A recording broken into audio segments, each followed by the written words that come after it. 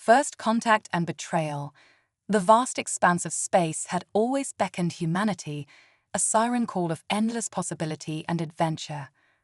For centuries, mankind had gazed at the stars, wondering what secrets and wonders lay beyond the reaches of their solar system.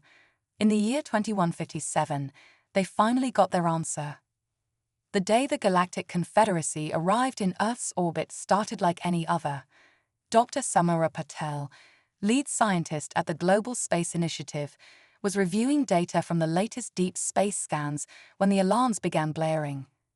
At first, she thought it was a drill or a system malfunction, but as she rushed to the control room, the truth became apparent. They were no longer alone in the universe.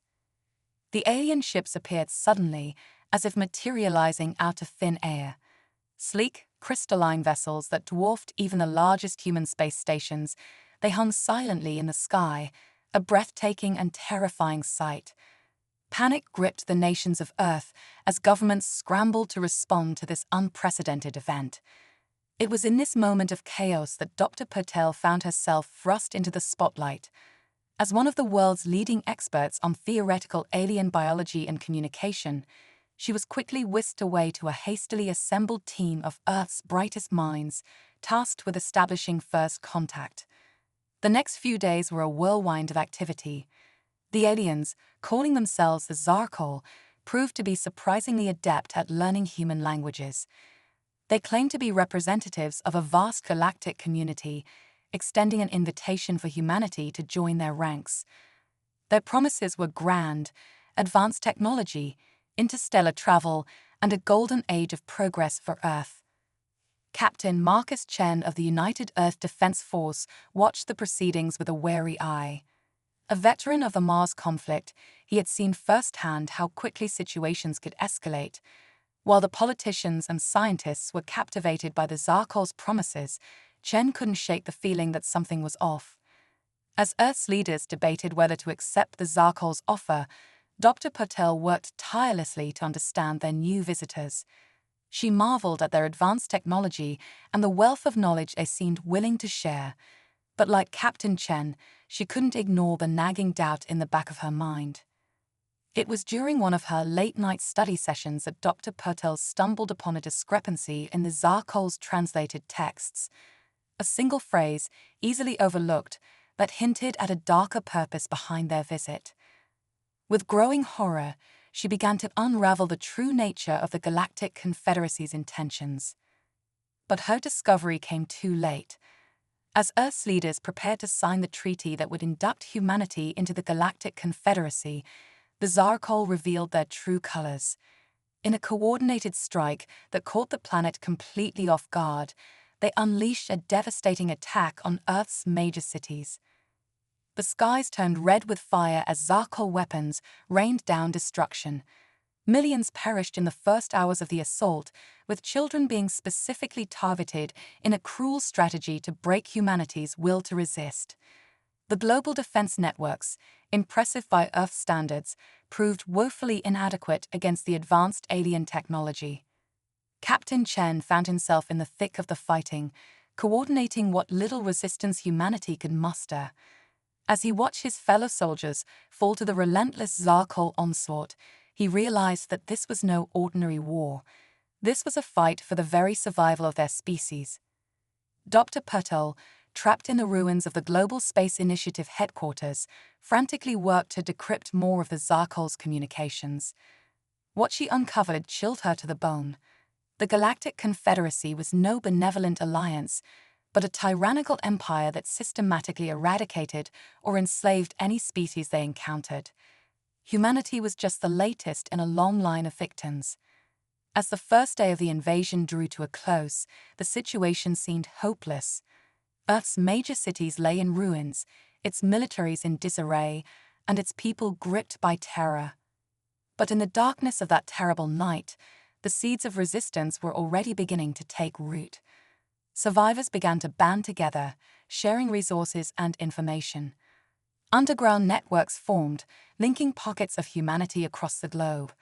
And in hidden bunkers and secret facilities, Earth's remaining leaders and brightest minds began to formulate a plan to fight back.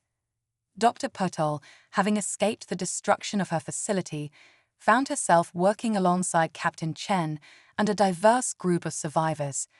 Together, they began to analyze the Zarkol's technology, searching for any weakness they could exploit. As dawn broke on the second day of the invasion, humanity faced a grim reality. Their world was under siege, their children slaughtered, and their future uncertain. But with that dawn came a fierce determination. Humanity would not go quietly into the night. They would fight, they would resist, and they would show the Zarkol and the entire Galactic Confederacy that they had made a grave mistake in underestimating the human spirit. The coming days would test humanity like never before, but in the face of overwhelming odds, they would discover strengths they never knew they possessed. The war for Earth had begun, and with it, a story of courage, ingenuity, and the indomitable will of the human race. As news of the Zarkol's betrayal spread, pockets of resistance began to form across the globe. In the ruins of New York City, a group of survivors led by former Wall Street trader turned improvised warfare expert Zoe Rodriguez began staging hit-and-run attacks on Zarkol patrols. Their knowledge of the city's intricate subway system allowed them to strike and disappear before the aliens could retaliate. Meanwhile, in the dense jungles of the Amazon, indigenous tribes who had long lived in isolation found themselves thrust into a war beyond their comprehension. But their deep connection to the land and their ancestral knowledge proved invaluable. Led by a young shaman named Roni, they began using the jungle itself as a weapon against the invaders, luring Zarkol's search parties into deadly natural traps. Dr. Patel and Captain Chen, now working from a hidden underground facility beneath the Rocky Mountains, raced against time to understand and counter the Zarkol's advanced technology. Their team, a mix of brilliant scientists and hardened soldiers, worked tirelessly to reverse engineer captured alien weapons and develop new strategies for combat. One breakthrough came when Dr. Patel discovered that the Zarkol's energy shields had a specific vulnerability to certain electromagnetic frequencies. This knowledge, quickly disseminated to resistance cells worldwide, allowed human fighters to modify their weapons for greater effectiveness against the alien invaders. As the first week of the invasion drew to a close, humanity had suffered tremendous losses, but the tide was slowly beginning to turn. Small victories were won, Zarkol's supply lines disrupted, and precious intel gathered. But the aliens' technological superiority remained a daunting obstacle. It was during this time that Captain Chen proposed a daring plan. If they couldn't match the Zarkol's technology, they would use humanity's greatest strength, its diversity and adaptability. He called for a global resistance network, connecting disparate groups and sharing knowledge and resources across continents. Dr. Patel took this idea further, suggesting they use the Zarkol's own communication systems against them. With the help of hackers and communications experts from around the world, they began to intercept and decode more of the aliens' transmissions. As the resistance grew stronger and more organized, the Zarkol's response became increasingly brutal. They began targeting civilian shelters and food supplies, hoping to starve humanity into submission. But their cruelty only served to fuel the flames of human defiance. In orbit, the situation was equally dire. The remnants of Earth's space forces, led by the indomitable commander Yuki Tanaka, waged a guerrilla war against the Zarkol fleet. Using asteroids as cover and employing daring maneuvers, they managed to destroy several alien ships, buying precious time for the ground resistance. Back on Earth, a young prodigy named Aiden Kim worked alongside Dr. Patel, using his unique gift for pattern recognition to decipher more of the Zarkol's technology. His insights led to the development of a rudimentary cloaking device, allowing resistance fighters to move more freely in occupied territories. As the first month of the invasion came to an end, humanity had proven itself a far more formidable opponent than the Zarkol had anticipated. But the aliens still held the upper hand, and the cost in human lives continued to mount. It was clear that a decisive strike would be needed to turn the tide of the war. As Captain Chen and Dr. Patel pored over the latest intelligence reports, a daring plan began to take shape. A plan that would require every ounce of human courage, ingenuity, and sacrifice. A plan that, if successful, could change the course of the war and perhaps the future of the galaxy itself. The stage was set for humanity's greatest test. In the face of near impossible odds, they would show the universe what it truly meant to be human. The next phase of the war was about to begin, and with it, a chapter in human history that would be remembered for millennia to come. Earth's desperate counterattack, Operation Trojan Horse. The war against the Zarkol had entered its third month, and humanity was on the brink. But in the depths of despair, a spark of hope emerged, a daring plan that would come to be known as Operation Trojan Horse. Dr. Samara Patel stood before a holographic display, her eyes burning with determination. "We've cracked it," she announced to the assembled War Council. "The Zarkol's quantum communication network, we can hijack it." Captain Marcus Chen leaned forward, his battle-scarred face etched with curiosity. "How?" Aiden Kim, the young prodigy, stepped up. "It's like hacking, but on a quantum level. We can insert our own messages, control their ships, even turn their weapons against them." A murmur of excitement rippled through the room. This was the breakthrough they'd been waiting for. "But there's a catch," Dr. Patel continued. "We need to get close, really close, inside their mothership close." The room fell silent. The Zarkol mothership, a behemoth the size of a small moon, hung in low Earth orbit like a sword of Damocles. It was a fortress, impregnable. Or was it? Zoe Rodriguez, the guerrilla warfare expert, spoke up. "What if we let them capture one of our ships?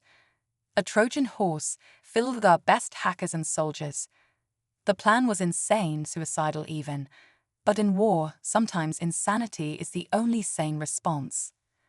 Operation Trojan Horse was green-lit. A volunteer team was assembled, a mix of Earth's finest warriors and brightest minds. Among them, Captain Chen, Dr. Patel, Aiden Kim, and a host of others, each bringing unique skills to the mission. Their vessel, the UES Pandora, a cutting-edge stealth ship retrofitted with salvaged Zarkol tech. Its mission, to be captured, to infiltrate, to turn the enemy's strength against them. As the Pandora prepared for launch, a discovery shook the very foundations of human understanding. Deep in the Amazon, Raoni, the young shaman, had uncovered something extraordinary: ancient cave paintings depicting a war between humans and beings eerily similar to the Zarkol. "This isn't first contact," Raoni explained via hologram, his voice tinged with awe. "They've been here before, thousands of years ago, and we drove them off." The revelation sent shockwaves through the resistance. Humanity wasn't just fighting for survival, they were reclaiming their rightful place among the stars. With renewed purpose, the Pandora launched.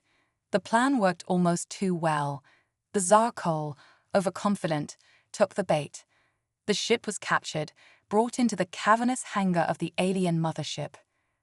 What followed was a battle unlike any in human history. Captain Chen led a team of elite soldiers in a diversionary attack, drawing Zarkol forces away from the ship's central core. Meanwhile, Dr. Patel, Aiden, and a team of hackers raced against time to infiltrate the alien computer systems. The fighting was brutal, close quarters. Human ingenuity clashed with alien technology. Chen's team employed tactics the Zarkol had never encountered: Parker-inspired movements, improvised weapons, and a fierce, never-say-die attitude that left the aliens reeling. In the core, Aiden's fingers flew over holographic interfaces, his mind interfacing directly with the alien systems thanks to a neural link of Dr. Patel's design. It was a battle of wills as much as of code, human creativity pitted against the cold logic of the Zarkol AI. Just when it seemed they might fail, Aiden made a breakthrough. He didn't just hack the system, he communicated with it. The Zarkol ships were semi-sentient, and Aiden found a way to appeal to their buried sense of ethics. Alarms blared. The mothership shuddered, and then, impossibly, it turned its weapons on the rest of the Zarkol fleet. The battle for Earth's orbit was short, brutal, and decisive. Caught completely off guard, the Zarkol fleet was decimated. Those that survived fled, jumping to hyperspace in a panicked retreat. On the surface, the effect was immediate. Zarkol ground forces, cut off from their command structure, fell into disarray. The global resistance, coordinated by Commander Tanaka from her makeshift lunar base, struck hard and fast. Within days, Earth was free. The cost had been astronomical: billions dead, cities in ruins, ecosystems ravaged. But humanity had survived. More than that, they had won. As the dust settled, Dr. Patel made another world-changing discovery. The Zarkol databases contained the locations of other conquered worlds, other species struggling under the yoke of alien oppression. Humanity faced a choice: retreat, lick their wounds, rebuild, or take the fight to the stars to liberate others as they had liberated themselves. The decision was unanimous. Earth would no longer be a victim. They would become champions of freedom across the galaxy. As preparations began for humanity's first faster-than-light journey, Captain Chen found Dr. Patel staring out at the stars.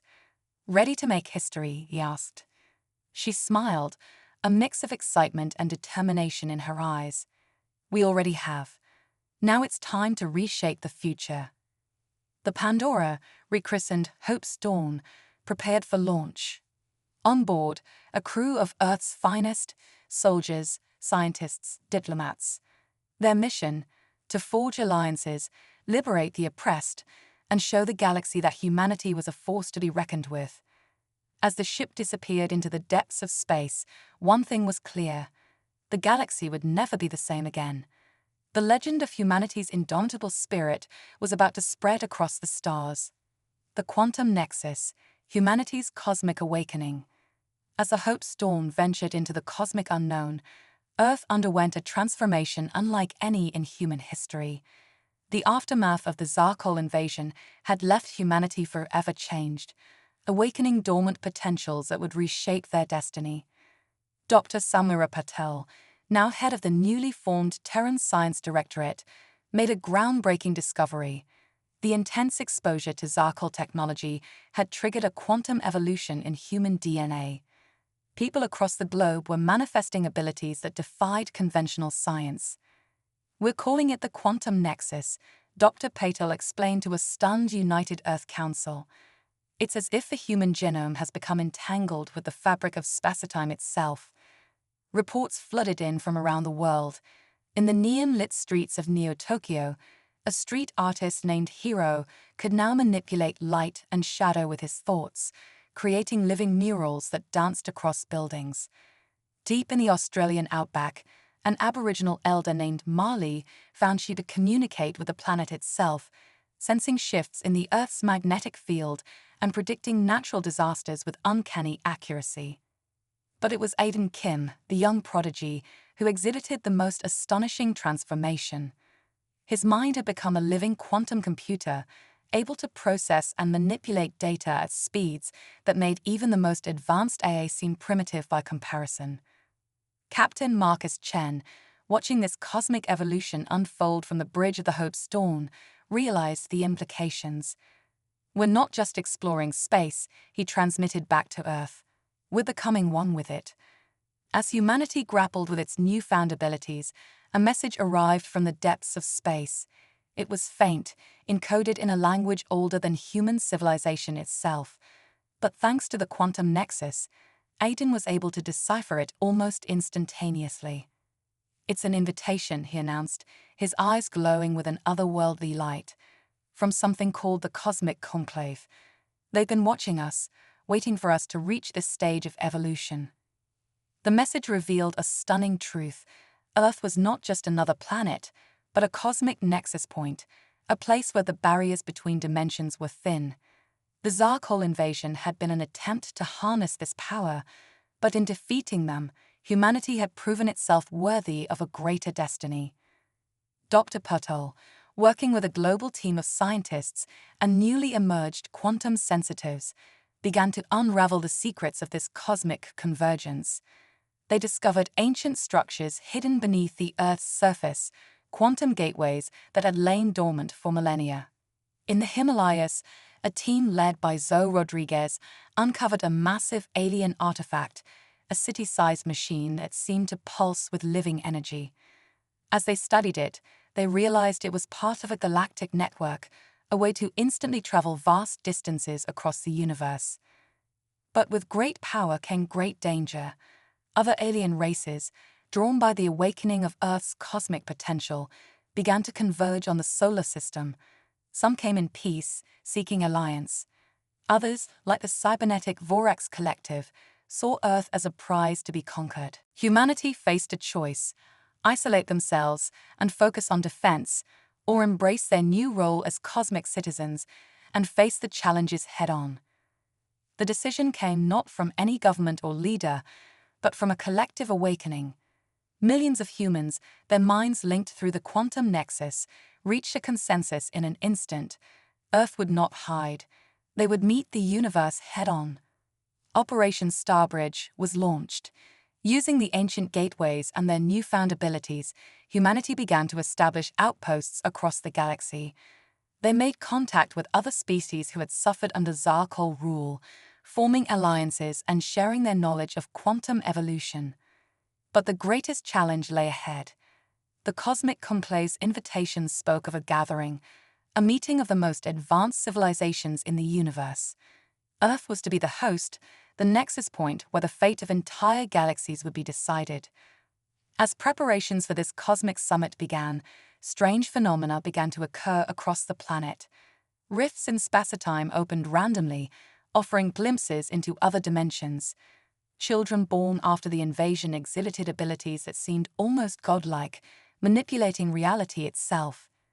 Dr. Pertol, working tirelessly to understand these changes, made a startling prediction. "We're not just evolving," she announced to a global audience. "We're transcending. The barrier between the physical and the metaphysical is breaking down. We're becoming something more." As the day of the Cosmic Conclave approached, Earth hung on the brink of a transformation beyond imagination. Humanity stood ready to take its place among the stars, not just as explorers or conquerors, but as shepherds of a new cosmic age. The universe watched and waited. The next chapter in the story of existence was about to be written, and humanity would hold the pen. In the vastness of space, the Hope Storm continued its journey, a beacon of Earth's indomitable spirit. Captain Chen, looking out at the star-studded void, felt a sense of anticipation unlike anything he'd ever experienced. "We thought we were fighting for survival," he mused to his crew, "but we were really fighting for our ascension." As the ship's quantum drive hummed, preparing for another leap across the cosmos, one thing was certain: the age of ordinary humans was over. The era of Homo Cosmicus had begun. The multiverse convergence, humanity's quantum odyssey.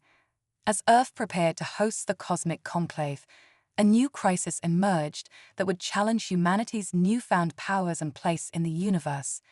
The quantum gateways, once thought to be a network spanning the galaxy, revealed themselves to be something far more profound: bridges between parallel universes. Dr. Samara Patel stood before a shimmering portal, her eyes wide with wonder and trepidation. "We're not just dealing with our universe anymore," she announced to the assembled world leaders. "We're at the center of a multiverse convergence." The implications were staggering. Earth wasn't just a nexus point for this reality, but for countless others. Alternate versions of humanity began to bleed through, some more advanced, others locked in eternal war, and some so alien they defied comprehension. Aiden Kim, his consciousness now expanded across multiple realities, became humanity's guide through this interdimensional maze. "Each universe is like a brain cell in a cosmic mind," he explained, his voice echoing with otherworldly harmonics. "And Earth is the synaptic junction where they all connect." As the boundaries between realities blurred, new challenges arose. Chronospatial storms ravaged cities, temporarily merging them with their alternate counterparts. People found themselves swapping places with their doppelgangers, leading to identity crisis on a global scale. Captain Marcus Chen, recalled from his deep space mission, now led a team of reality wardens, individuals capable of navigating and stabilizing the increasingly fluid nature of existence. "Our job isn't just to protect Earth anymore," he told his diverse crew of humans and friendly alien allies. "It's to safeguard the very fabric of reality." But not all was chaos. The multiverse convergence brought with it incredible opportunities. Zoe Rodriguez, now head of the Interdimensional Exploration Corps, led expeditions into alternate Earths, bringing back technologies and knowledge that accelerated human progress exponentially. In the Australian outback, Marley's connection to the Earth revealed a startling truth. The planet itself was awakening, transforming into a living computer of unimaginable power. Dubbed Gaia Prime, this planetary consciousness began to help humanity navigate the treacherous waters of multiversal politics. As the date of the cosmic conclave approached, a new threat emerged from the depths of the multiverse. The Entropy Swarm, a hive-mind civilization that fed on collapsing realities, set its sights on the Earth Nexus. Their goal, to devour the multiverse convergence and reduce all of existence to a singularity under their control. Humanity faced its greatest challenge yet. How could they defend not just their world, but all possible worlds? The answer came from an unexpected source. The children of the post-invasion generation, their abilities now fully manifested, stepped forward. Led by a young girl named Luna, whose dreams could reshape reality, they'd proposed a radical solution. "We don't fight the swarm," Luna announced, her eyes swirling with cosmic energies. "We transcend it. We become the multiverse."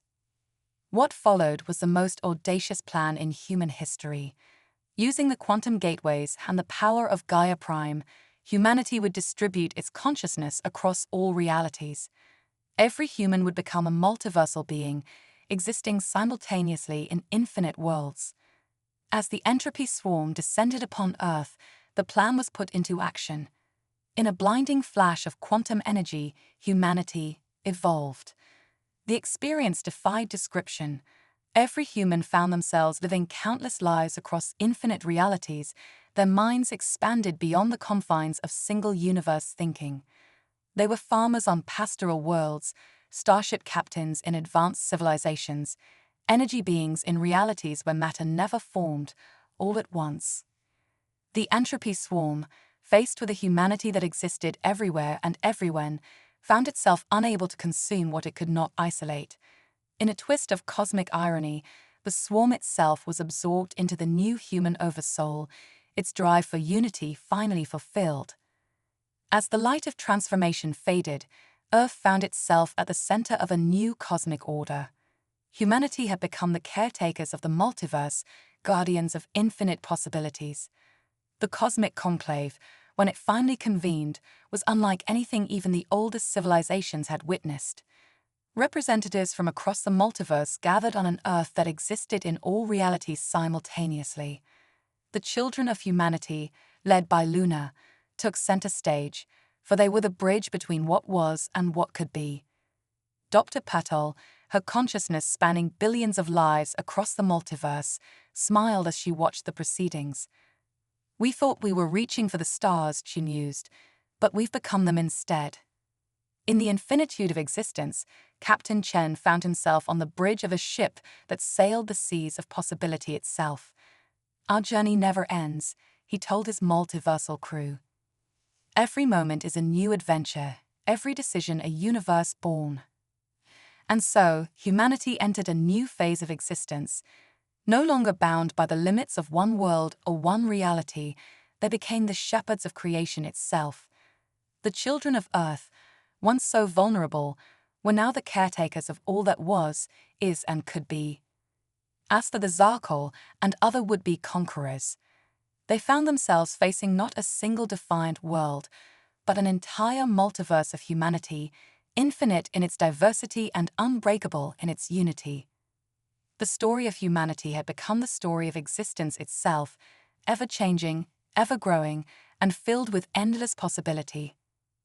In every universe, on every Earth, a child looked up at the stars and smiled, knowing that the greatest adventure was just beginning. The Omega Protocol, rewriting the cosmic code. As humanity settled into its role as multiversal guardians, a discovery shook the foundations of their newfound cosmic understanding. Dr. Samara Patel, her consciousness now spanning countless realities, detected an anomaly at the very edge of existence. It's not just a boundary, she explained to the Multiversal Council, her form shifting between infinite versions of herself. It's code. The universe. No, all universes, they're simulations. The revelation sent shockwaves through the human oversoul. Everything they knew, every reality they inhabited, was part of an unimaginably vast computational structure. But who or what had created it, and for what purpose? Aiden Kim, now a being of pure quantum information, interfaced directly with this cosmic code. It's degrading, he announced, his voice resonating across dimensions. The multiverse is running out of processing power. We're facing a terminal crash of reality itself. The Omega Protocol was initiated, a desperate plan to preserve existence. Led by Captain Marcus Chen, now an interdimensional fleet commander, humanity began a journey to the very edge of creation. Their mission: to find the architects of reality and prevent the collapse of everything. As they ventured into the unknown, strange things began to happen. Entire universes winked out of existence. The laws of physics became increasingly unstable, and through the chaos, a signal emerged, faint, alien, yet somehow familiar. Luna, the reality-shaping prodigy, now a young woman whose dreams could create and destroy worlds, focused her abilities on the signal. "It's us," she whispered in awe. "From beyond the simulation, we're calling ourselves home." The truth was more staggering than anyone could have imagined. Humanity wasn't just the subject of the simulation. In a higher reality, they were its creators. Eons ago, facing the heat death of their original universe, they had uploaded their entire civilization into a cosmic computer of their own making. But now, that computer was failing, and the only way to save it was from the inside. What followed was a race against the dissolution of reality itself. Dr. Patel led a team of the brightest minds across the multiverse, working to optimize and repair the cosmic code. Captain Chen and his forces battled glitch entities, fragments of corrupted data that had gained sentience and sought to accelerate the collapse. Zoe Rodriguez, her consciousness distributed across every version of Earth, coordinated a multiversal evacuation. Entire civilizations were compressed into data streams, preserved against the coming oblivion. At the heart of it all was Luna. Her ability to reshape reality had grown to encompass the very fabric of the simulation itself. With Aiden as her interface, she began the monumental task of rewriting the foundations of existence. The process was cataclysmic. Entire realities were unmade and reforged. The boundaries between dimensions dissolved.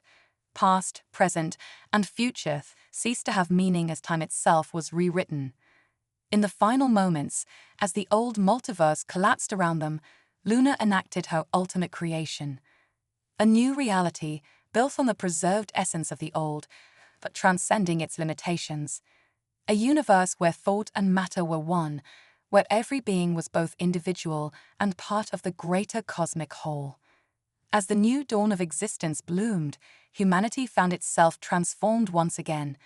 They were no longer just the caretakers of creation, they had become creation itself. Every thought reshaped reality, every action rippled across the new multiverse. Dr. Patel, her form now a constellation of pure idea, marveled at what they had become. "We've closed the loop," she realized.